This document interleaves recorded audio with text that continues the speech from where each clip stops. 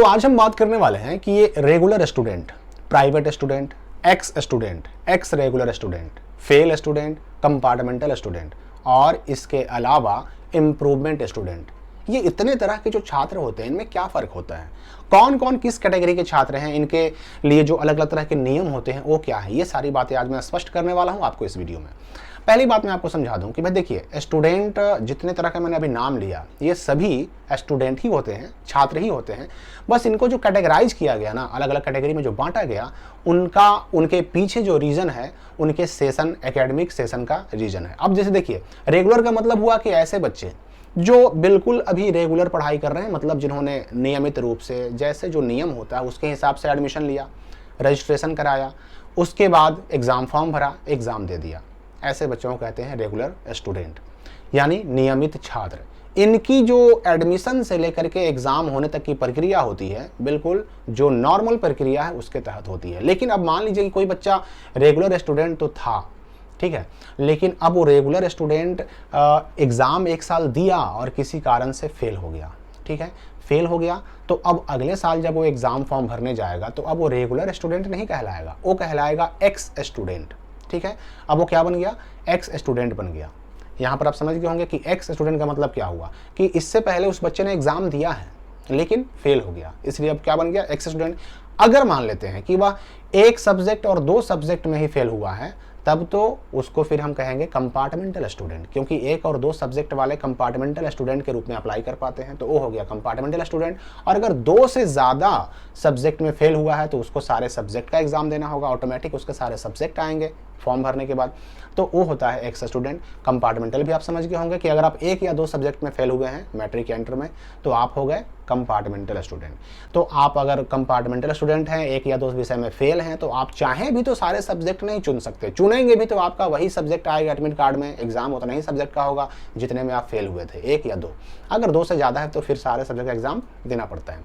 अब यहाँ पर समझिए कि प्राइवेट स्टूडेंट क्या होता है। प्राइवेट स्टूडेंट को हिंदी में कहते हैं स्वतंत्र छात्र, स्वतंत्र कोटि के छात्र। इसका मतलब ये हुआ कि अब हमारे यहाँ व्यवस्था ऐसी है कि अगर कोई बच्चा नियमित रूप से क्लास नहीं कर सकता, रेगुलर क्लास जा करके पढ़ाई नहीं कर सकता, अटेंडेंस नहीं बनवा सकता, तो ऐसे बच्चों को भी पढ़ने का मौका मिलता है। कहीं कोई बच्चा मान लीजिए कोई काम कर रहा है, हो सकता है उसके फैमिली का जो है फैमिली बैकग्राउंड उतना अच्छा नहीं है जिसकी वजह से उसको कमाना पड़ रहा है, बेचारा कमा तो रहा है लेकिन पढ़ने की ख्वाहिश फिर भी है, उसको पढ़ने की इच्छा है, वो भी डिग्री लेना चाहता है, मैट्रिक करना चाहता है, इंटर करना चाहता है, तो ऐसे बच्चों के लिए सुविधा होती है प्राइवेट स्टूडेंट। और प्राइवेट स्टूडेंट को एडमिशन नहीं कराना होता, ठीक है, उनको केवल क्या कराना होता है कि रजिस्ट्रेशन कराना होता है। रजिस्ट्रेशन का डेट जैसे ही आता है ऐसे बच्चे चाहे वो 10 का एग्जाम देना चाहें या फिर 12 का एग्जाम देना चाहें, ऐसे बच्चों को जहां से भी एग्जाम देना चाहेंगे उस स्कूल कॉलेज में जाएंगे, वहां पर वो private as a private student यानी स्वतंत्र छात्र के रूप में वो रजिस्ट्रेशन करा लेंगे, पंजीकरण करा लेंगे, ठीक है। उनको क्लास नहीं करना होता है, उनका नाम रजिस्टर पर नहीं चढ़ा जाता है, ऐसा नहीं कि उनको डेली अटेंडेंस बनाना है, ऐसा नहीं कि डेली क्लास करने जाना है, कुछ नहीं, रजिस्ट्रेशन हो गया। अब उसके बाद आराम से अपना काम करते रहेंगे, वो घर पे पढ़ाई करते रहेंगे। हाँ, फिर आएगा एग्जाम फॉर्म भरने का डेट, परीक्षा फॉर्म भरने का डेट आएगा, तो ऐसे बच्चे फिर से परीक्षा फॉर्म भरेंगे और परीक्षा फॉर्म भरने के बाद फिर उनका काम खत्म। यानी एक बार गए रजिस्ट्रेशन कराने, एक बार गए फॉर्म भरने, एक बार जाएंगे एडमिट कार्ड लेने और फिर जाएंगे एग्जाम देने सेंटर पर। स्कूल जाने से उनको मतलब नहीं होता। ये होते हैं प्राइवेट स्टूडेंट, ठीक है, यहाँ तक तो आप समझ गए होंगे। अब एक होता है एक्स रेगुलर।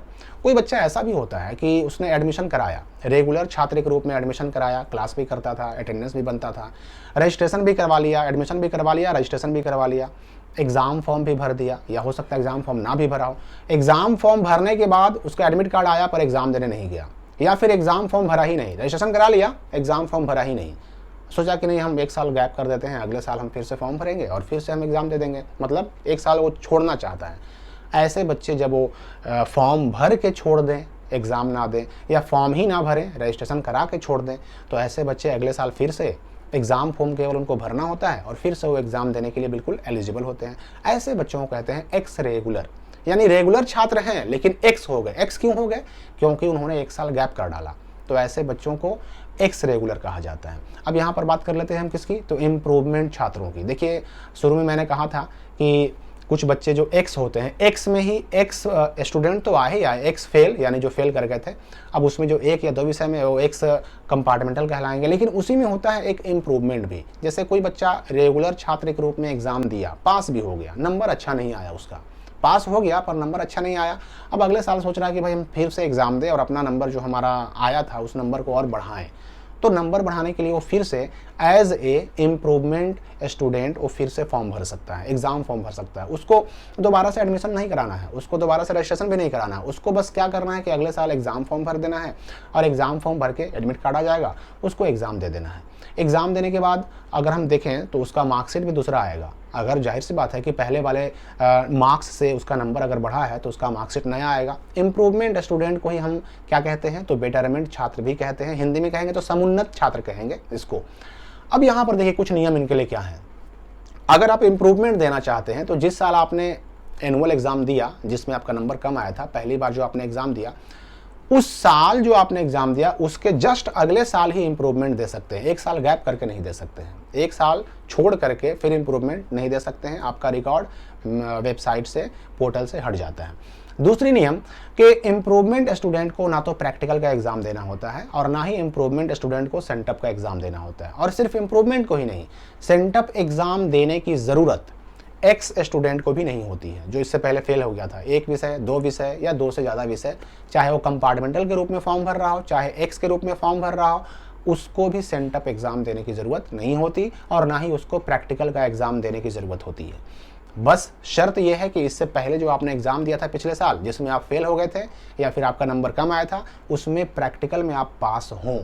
पास अगर हैं प्रैक्टिकल में तब आपको प्रैक्टिकल देने की जरूरत नहीं पड़ेगी। लेकिन अगर मान लेते हैं कि पिछले साल आप प्रैक्टिकल में ही फेल हो गए थे तो दोबारा आपको प्रैक्टिकल देना पड़ेगा, लेकिन सेंटअप एग्जाम फिर भी नहीं देना पड़ेगा।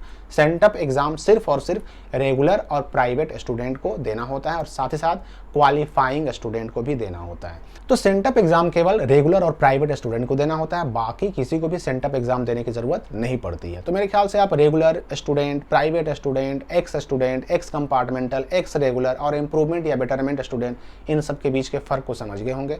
फिर भी कोई डाउट हो तो कमेंट में पूछ सकते हैं। मिलते हैं अगली वीडियो में नए अपडेट के साथ।